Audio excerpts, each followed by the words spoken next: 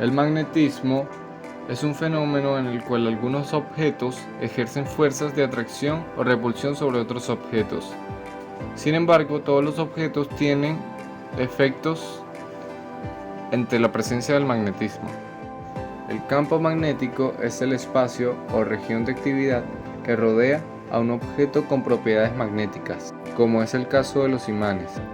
El campo magnético se representa con líneas de fuerza que surgen desde el polo norte magnético del imán hasta el polo sur. Es importante mencionar que en los polos el campo magnético es más fuerte y va debilitándose a medida que se van separando de ellos. Cuando acercamos dos imanes, estos pueden repelerse o atraerse dependiendo de los extremos por el cual los acerquemos. Como podemos observar, si juntamos dos polos diferentes, estos se verán atraídos por su campo magnético.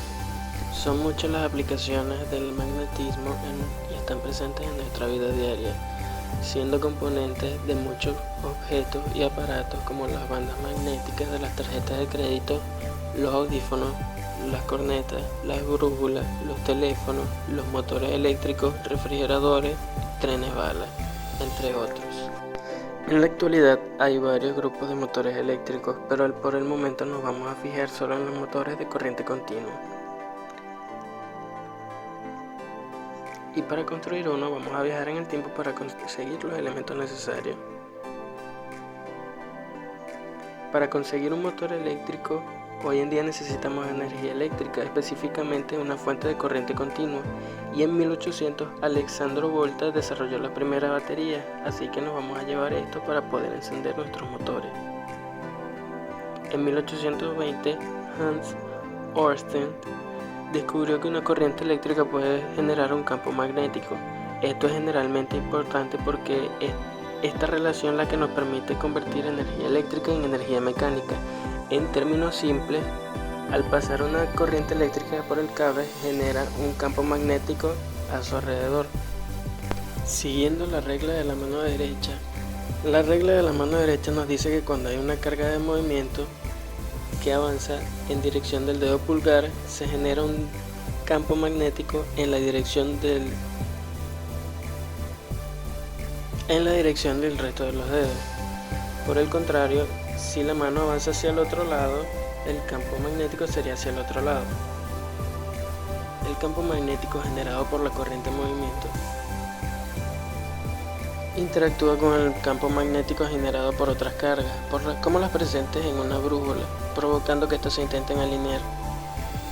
Pero sobre este tema en específico no vamos a hablar ahora. Utilizando el conocimiento de Ørsted, en 1822 Peter Barlow construye lo que es reconocido como uno de los primeros motores eléctricos, el cual estaba compuesto por nuestra batería cable, una rueda de cobre, un poco de mercurio y un imán. En este aparato, todos los elementos menos el imán forman un circuito con la corriente, con la característica especial de que pueden seguir en contacto aun estando en movimiento la rueda.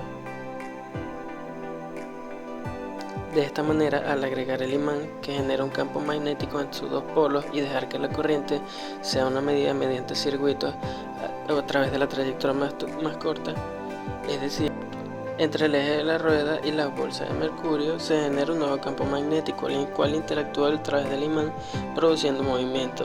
El único problema de este motor es que el torque generado no era muy alto, incluyendo no era muy útil para aplicaciones reales. Entonces William Sturgeon hizo dos grandes aportes al motor eléctrico de corriente continua como lo conocemos hoy en día. En 1824 inventó los electromagnetos, es decir, que funcionan de manera muy similar a un imán, pero el campo magnético es inducido por una corriente eléctrica. Básicamente tomas una barra de hierro, la ruedas con un cable que hace la función de un cubrimiento mecánico. Igualmente, siguiendo las reglas de la mano derecha, genera un campo magnético que pasa por el centro de la barra de hierro. De esta manera, el campo magnético obliga a las cargas de la pieza de hierro a ordenarse como si fueran un imán, el cual, al ser curvado en general, alinea la línea perfecta en forma de U originales como la utilizada por Peirce. pero con ciertas ventajas, como puede variar la fuerza del campo magnético dependiendo de la corriente utilizada o la cantidad de vueltas del cable.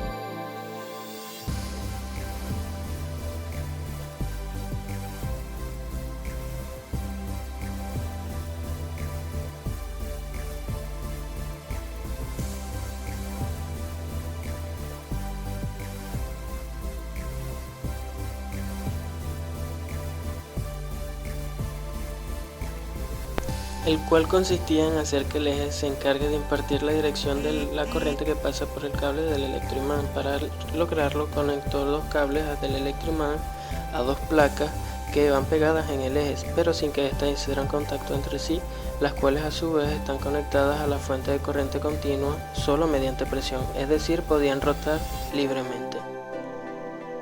De esta manera, cada vez que el eje rodaba 180 grados, los contactos cambiaban a la placa que se encontraba en el extremo opuesto del eje y por lo tanto la polaridad del electroimán era invertida, manteniendo este ciclo constante a pesar del cambio de polaridad indefinidamente.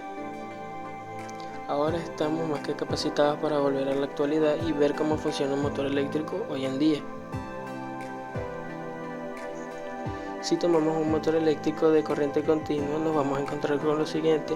En el exterior existen dos posibilidades dependiendo del tamaño del motor.